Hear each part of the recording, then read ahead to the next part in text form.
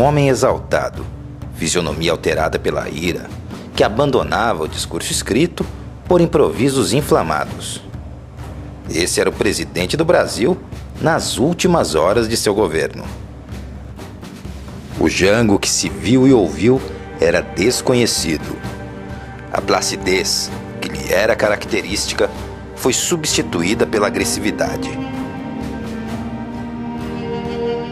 João Goulart respondia com vigor aos rumores de levantes militares. Denunciava a existência de grupos de pressão que controlariam facções políticas, agências de publicidade e órgãos de cúpula das classes empresariais para iludirem a opinião pública. E ainda mandou um recado para as Forças Armadas. Disciplina se constrói sobre o respeito mútuo entre os que comandam e os que são comandados. E houve assim uma transação de telegrama, de telefonema para os Estados Unidos, e o Lyndon Johnson, que era o presidente dos Estados Unidos, já tinha claro que o presidente do Brasil estava deposto. Interessante que nesse momento, três figuras que depois, Golbery do Couto e Silva, Castelo Branco, Geisel, já estavam trocando de lugar, assim, se exilando dentro da cidade do Rio de Janeiro. Eles se exilaram no apartamento, os três, esperando as coisas acontecerem. Seria o último discurso de Jango no país. E encerraria uma conflituosa relação entre ele e os militares.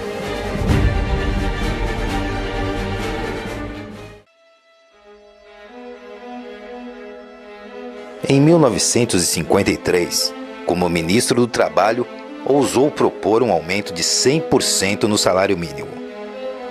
Os militares, inconformados, exigiram publicamente a cabeça do ministro.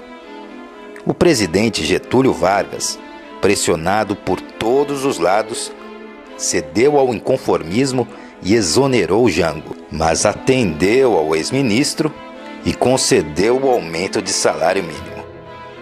Por um lado, mais à esquerda, Vargas criou o herdeiro de seu legado. Por outro lado, mais à direita, acendeu o estopim de um golpe de Estado que ele só impediria atirando contra o próprio peito.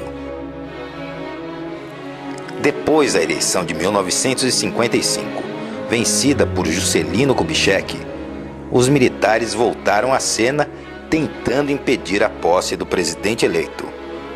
Fracassaram de novo. E o vice de Kubitschek era Jango. Em 1961, o estrambólico presidente Jânio Quadros renuncia ao cargo. Novamente, os militares se levantam para impedir a posse do novo presidente, muito famoso nos quartéis, João Goulart. 1960, eleição presidencial, onde era possível votar num candidato a presidente de uma coligação e candidato a vice de outro. Qual o resultado? Jânio Quadros ganha a eleição para presidente da República, tendo como vice João Goulart, que pertencia a um outro grupo político.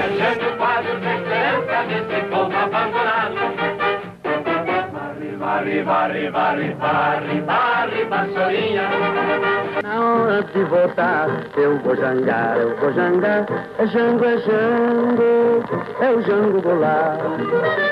Nenhum dos dois tinha maioria no Congresso Nacional para administrar o país. O resultado disso é que Jânio, por falta de um apoio político, renuncia à presidência da República 7 meses depois. E numa alternativa para evitar a posse de João Goulart, é implantado no Brasil o parlamentarismo.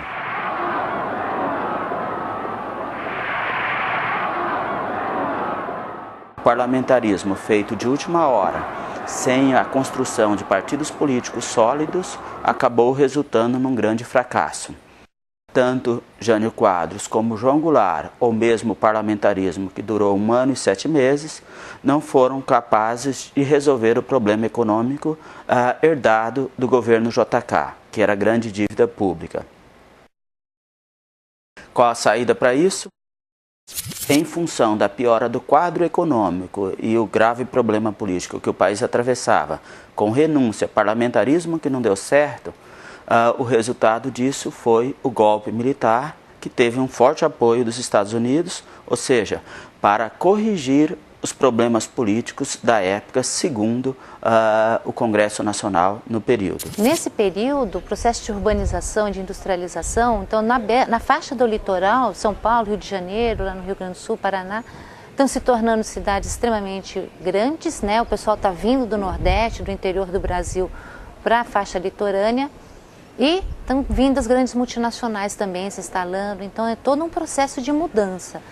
Imagina o que significa sair quase 30% de uma população do tamanho da população brasileira e sair da área rural, que também é uma vida difícil, né? Você tem um problema da seca no Nordeste, o problema que não se desenvolve ali uma economia, uma situação de extrema pobreza desde sempre, para ir trabalhar nas grandes fábricas, nos grandes centros urbanos. Então isso dá uma mudança muito grande.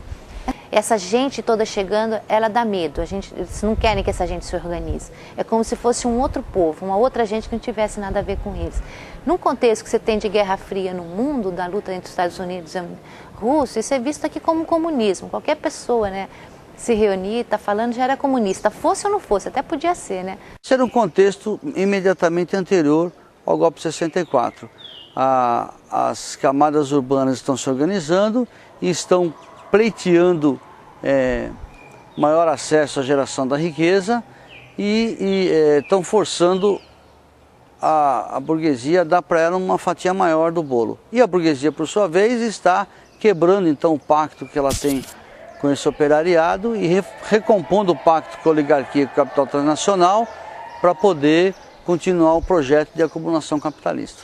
Lembrando o contexto internacional, porque os Estados Unidos jogam um papel fundamental aí, ele financia a ditadura, ele financia o golpe, né? Ele apoia e está a mídia aí dizendo o tempo todo, né, que aquilo é comunismo, que aquilo vai dar na Rússia, que não vai ter mais liberdade.